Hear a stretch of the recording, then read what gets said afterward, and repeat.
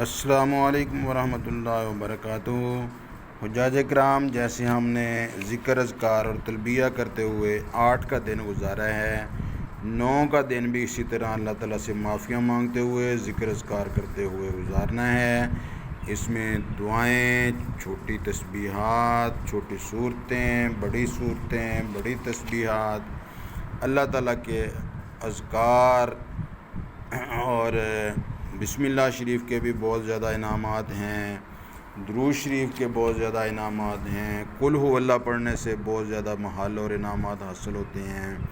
اسی طرح جناب جب درود شریف پڑھیں گے تو روح انبیاء صالحین کی طرح نکالی جائے گی۔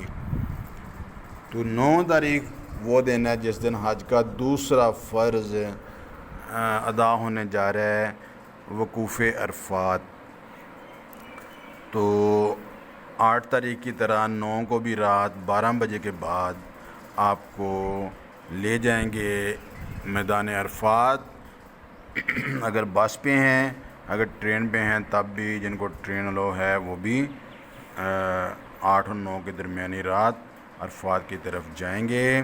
وہاں پہ انتظامات، وہاں کی انتظامیہ کے نوٹسز، اس کے مطابق آپ نے عمل پیرا ہونا ہے اور اپنا کارڈ گلے میں رکھنا ہے، اور جو ڈاکومنٹ ہیں وہ اپنے بیگ میں رکھنے ہیں۔ تو مزدلفہ سے جب آپ نے چلنا ہے تو جو آپ کا پتلا سا کپڑے والا شولڈر ایک بیگ ہوتا ہے، وہ آپ نے وہ 5 کلو بیگ میں یہاں سے جاتے ہوئے رکھ لینا ہے، اور اس میں آپ نے ڈالنا ہے منا سے ایک سوٹ، ایک آپ نے ڈالنی ہے اس میں جو آپ نے چپل ڈالی ہے پنجے والی یا بوٹ، وہ ڈال لینا ہے۔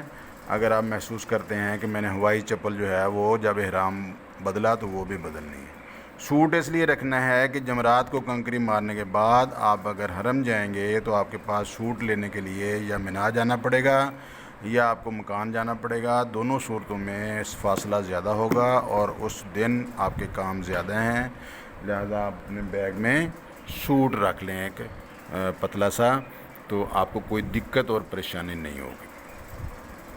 جائے نماز رکھنی ہے، اس میں بے شک سفری جائے نماز رکھ لیں یا دوسرا، اور ایک چادر رکھنی ہے جو مزدلفہ میں آپ کے کام آئے گی۔ بسکٹ، نمکو اور چنے، کھجور وغیرہ تھوڑی تھوڑی آپ رکھ لیں۔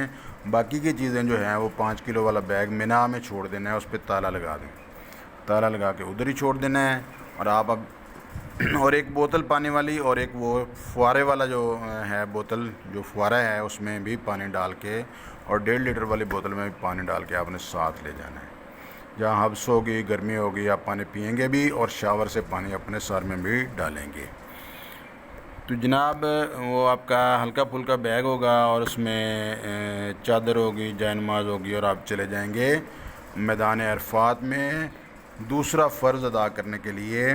تو عرفات میں جیسے ہی آپ پہنچیں، منا سے جاتے ہوئے آپ نے وضو بھی کر لینا ہے، اپنا جو جائے نماز ہے اس کو بھی ریڈی رکھنا ہے، اور آپ نے لبیک اللہم لبیک پڑھتے ہوئے اللہ تعالیٰ کے حضور میدان عرفات میں اس مقدس رات میں وہاں پہ پہنچنا ہے۔ اور شام سے لے کے، رات سے لے کے 1-2 بجے سے لے کے حاجی جو ہیں وہ 2:30 بجے تک بس والے پہنچا دیں گے وہ، اور باقی جو پیدل والے ہیں وہ دن 11 بجے تک، 12 بجے تک جاتے رہیں گے۔ وہاں پہ آپ جدھر بھی موجود ہیں، ظہر اور عصر کی نمازیں وہاں کے جو امام آپ کو نماز پڑھائیں گے، خیمے میں خیمے والا امام کی مطابقت کریں، اور اگر مسجد نمرہ میں پہنچ گئے ہیں تو وہاں کے امام کے مطابق آپ عمل کریں گے، نمازیں ادا کریں گے۔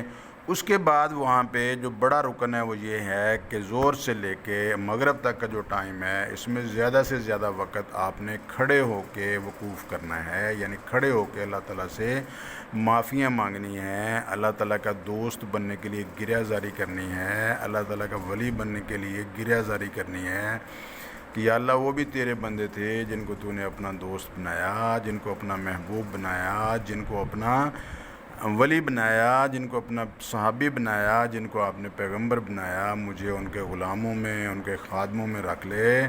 یا اللہ مجھے معاف کر دے، میرے دوستوں کو، مجھے بتانے والوں کو، مجھے کہنے والوں کو، سب کو معاف کر دے، اور اس میں ہم کے لیے، ہمارے لیے بھی مغفرت طلب کرنا، اور مغرب کی وقت تک وقوف عرفات کرتے رہنا ہے. تھک جائیں تو بیٹھ کے دعائیں مانگنی ہے. دھوپ میں تھک جائیں تو چھاؤں میں ہو جانا ہے. یعنی دھوپ والی سنت بھی آپ نے پوری کرنی ہے، وہ عصر کی نماز کے بعد پوری کر لیں.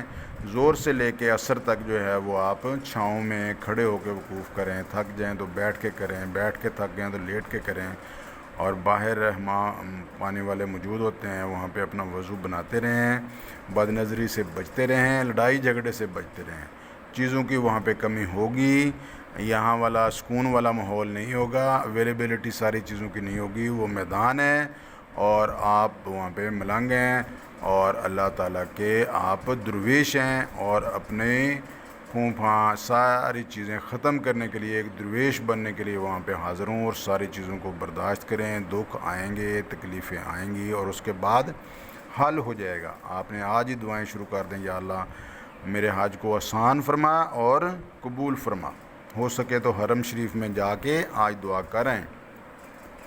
تو 9 تاریخ مغرب ٹائم آپ نے وہاں رہنا ہے. مغرب تک جیسے ہی اندھیرا ہونا شروع ہو، یا آج مغرب جس ٹائم اذان ہوئی ہے اس ٹائم آپ نے وہاں سے چل پڑنا ہے. اگر آپ کے بس ہے تو بس پہ، اگر ٹرین ہے تو ٹرین پہ آپ نے آ جانا ہے. اور جیسے ہی مزدلفہ پہنچیں گے، وہاں پہ ہم موجود ہوتے ہیں. آپ نے وہاں پہ واش روم، وہاں پہ آپ نے وضو بھی کرنا ہے، حاجت بھی کرنی ہے، استنجا بھی، اور وضو بھی بنانا ہے. لائنیں لگی ہوتی ہیں، ان میں جا کے کھڑے ہو جائیں جو چھوٹی لائن ہے، اور باری آ جاتی ہے.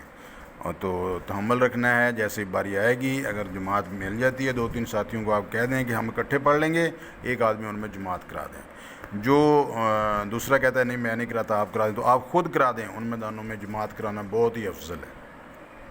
پہلے مغرب کی فرض پڑھائیں، پھر عشاء کے فرض پڑھائیں، اور پھر اپنے اپنے مغرب کی اور عشاء کی جو ہے وہ نماز مکمل کر لیں.